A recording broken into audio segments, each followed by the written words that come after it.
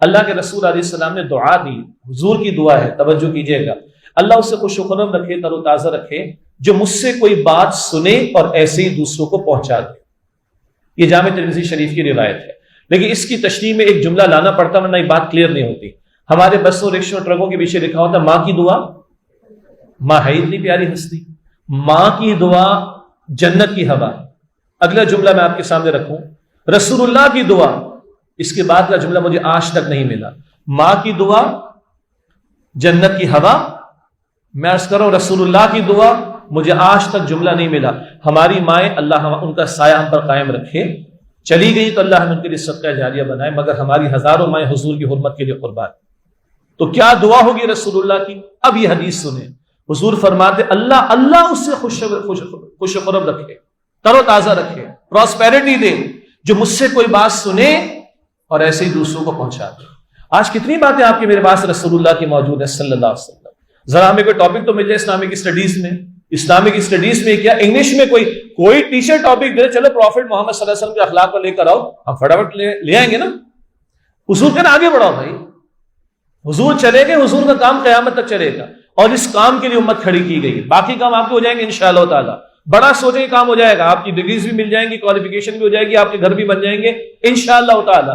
بڑا سوچیں، اللہ یہ نکال دے گا، یہ کام ایسے ہو جائیں گے آسانی کے ساتھ۔ یہ حضور کی دعا ہے، اللہ اسے خوشحال رکھے، تر و تازہ رکھے، جو مجھ سے کوئی بات سنے اور اسی طرح دوسروں تک اس کو پہنچا دے۔ اللہ مجھے بھی اور آپ کو بھی اپنی کتاب اور اپنے دین کی دعوت کے کام کے لیے قبول فرمائے۔ اللہ نے ہمیں بولنے کی صلاحیت دی ہے، ہمیں ایکسپرٹیز دی ہے، ہمیں اللہ نے اور انداز سے وسائل دیے ہیں۔ یہ جس ہال میں آپ بیٹھے ہوئے ہیں، دنیا کی ہارڈلی 10% لوگوں کی اس طرح کی فیسلٹیز اویلیبل ہے، ہارڈلی 10% بھی میں زیادہ کہہ رہا ہوں، 90% کو اویلیبل نہیں ہے۔ We are from the privileged class of the society، ہم پر ذمہ داری بھی زیادہ بنتی ہے۔ اور آخری بات، رسول اللہ صلی اللہ علیہ وسلم کی تمنا۔ وسیم بدامی کو آپ لوگ جانتے ہوں گے، جنید جمشید مرحوم اور وسیم بدامی کے ساتھ ایک دفعہ ہم پروگرام کر رہے تھے 12 ربیع الاول کے دن، تو وسیم بدامی اینکر ہے مشہور، جو لوگ نہیں جانتے صرف نام لے رہا ہوں ان کے لیے، تو پوچھا کہ بھائی شجا بھائی یہ بتائیں کہ کیا اچھا ہوتا ہم حضور کے دور میں ہوتے۔ اس پر ہمارے لوگوں نے نظمیں بھی اشعار بھی کہے، بڑے خوبصورت انداز سے کہے۔ میں نے وہی وسیم بھائی مسئلہ یہ ہے کہ سب اللہ کا حکم ہے، اللہ کے فیصلے ہیں، کس نے کب دنیا میں آنا اور کب دنیا سے جانا ہے۔ پاسٹ، ماضی میرے اختیار میں نہیں، آپ کے اختیار میں نہیں، حال اللہ نے دے رکھا ہے، مستقبل کے لیے پاسبلٹی کی کچھ کر لو، تو وہ سوچو جو پاسبل ہے۔ ماضی میں جانا پاسبل، کیا اچھا ہوتا کہ ہم حضور کے دور میں ہوتے، یہ پاسبل نہیں کہ ہم وہاں چلے جائیں، لیکن یہ پاسبل ہے کہ کیا اچھا ہو کہ کل ہم حضور کے ساتھ، کیا اچھا ہو کہ یہ پاسبل ہے کہ کل ہم اور حضور ہمارے ساتھ اور ہم ان کے ساتھ۔ اللہ کے رسول صحابہ کی مجلس میں فرماتے ہیں، یا لیتنی لقیت اخوانی، یہ بڑے دل سے سنیے کہ آج کا میں سمجھتا ہوں یہ تحفہ لے کر جائیں، اس حدیث کو تحفے کے طور پر لے کے جائیں۔ یا لیتنی لقیت اخوانی، اے کاش میری ملاقات میرے بھائیوں سے ہو جائے۔ آگے صحابہ موجود، جانے تک قربان کر دی کچھ نے تو عرض کرتے یا رسول اللہ السنا اخوانک، ہم آپ کے بھائی نہیں؟ کہا بھلا تم تو میرے اصحاب ہو۔ اب اور بھی حدیث ہے لیکن تفسیر کا موقع نہیں، تم تو میرے اصحاب ہو۔ وَلَٰكِنْ قَوْمِ يُجِيئُونَ مِن بَعْدِكُمْ، میں تو ان سے ملنا چاہتا ہوں، تمہارے بعد آئیں گے۔ ہیں بڑے ہم فتنوں کے دور میں، کوئی شک نہیں، لیکن اپنی ہم جو اپارچونٹی اویلیبل ہے اس کی امپورٹنس کو سمجھے۔ میں ان سے ملنا چاہتا ہوں، میرے صحابہ تمہارے بعد آئیں گے، یؤمنون بِایمانکم، ایمان لائیں گے مجھ پر جیسے تم ایمان لائے ہو، وَیُصَدِّقُونِ تَصْدِیقَکُم، اور میری تصدیق کریں گے جیسے تم نے میری تصدیق کی ہے، وَینصُرُونِ نَصْرَکُم، اور میرے صحابہ میری مدد کریں گے جیسے تم نے میری مدد کی ہے۔ صحابہ نے کس کام میں حضور کی مدد کی تھی؟ وہی کا آغاز ہوا، تجارت تو ختم، نہ کوئی تجارت، نہ کاروبار، نہ کوئی دکانداری، نہ کچھ اور، کس کام میں؟ 23 برس کے کام میں۔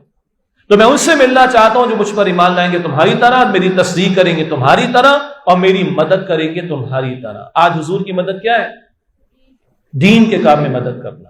اے خاصہ رسول وقت دعا ہے، امت پہ تیری آ کے آج وقت پڑا ہے، وہ دین جو بڑی شان سے نکلا تھا وطن سے، پردیس میں وہ آج غریب الغربا ہے۔ آج میرا آپ کے گھر میں گلاس ٹوٹے، غصہ آتا ہے، اور بچے بچیاں بیٹھے ہیں، ہمارے بیٹے بیٹیاں بیٹھے ہیں، اگر کوئی باؤل ٹوٹ جائے تو اماں ڈانٹتی ہے نا، اٹیلین باؤل ڈنجنر سیٹ کا توڑ دیا تم نے، اتنا مہنگا تمہارے ابا 25,000 روپے کا لے کر آئے تھے۔ اور اگر اسمارٹ فون کی اسکرین ٹوٹے تو یہ میری اہلیہ نے کہا یہ سستی مثالیں مت دے، ذرا مہنگی والی مثال ہے. اسمارٹ فون کی ٹوٹے اسکرین تو اس سے زیادہ تھا نا، اور اگر آئی فون ہو تو، اور آئی فون 10 پلس ہو تو اب تو جو کچھ ہونا ہے وہ ہونا ہے نا، پتہ ہے نا آپ کو. مجھے بتائیں آج اللہ کے احکامات آئی فون جتنے بھی نہیں ہیں ہمارے لیے، آج اللہ کے احکامات گلاس جتنے بھی نہیں، ٹوٹے چلے جا رہے ہیں، توڑے چلے جا رہے ہیں، احکامات کے مقابلے میں کھڑے ہوئے چلے جا رہے ہیں. کدھر ہے مسلمان، کدھر ہے امت؟ کوئی افسوس؟ گلاس ٹوٹنے پر غیرت ہے، غصہ آتا ہے، اسکرین ٹوٹنے پر غصہ آتا ہے، آئی فون کی اسکرین ٹوٹنے پر اور غصہ آتا ہے، نقصان ہو گیا. میرے رب کا حکم ٹوٹا، نقصان نہیں ہے. جس حکم کو رب کے رسول قائم کر کے گئے تھے، نافذ کر کے گئے تھے، پورا نظام دے کر گئے تھے، آج اس کی ذمہ داری کس کے کاندھوں پر ہے؟ یہ 23 برس کا مشن اللہ کے رسول کا. تو حضور کی دعا بھی آپ نے سنی، اور یہ حضور کی تمنا ہے، ہم ان کی شفاعت کو امید رکھتے ہیں، وہ ہم سے ملنا چاہتے ہیں. شرط یا ایمان بھی، تصدیق بھی، اور حضور کی نصرت، ان کے مشن میں شرکت بھی. اللہ تعالیٰ مجھے، آپ کو، ہم سب کو ان دعاؤں کا اور ان خوشخبریوں کا، اور جو حضور کی تمنا اس کا مصداق بننے کے لیے دین کی دعوت کا کام اور دین کے نفاذ کی جد و جہد کا کام کرنے کی توفیق عطا فرمائے. وآخر دعوانا الحمد للہ رب العالمین.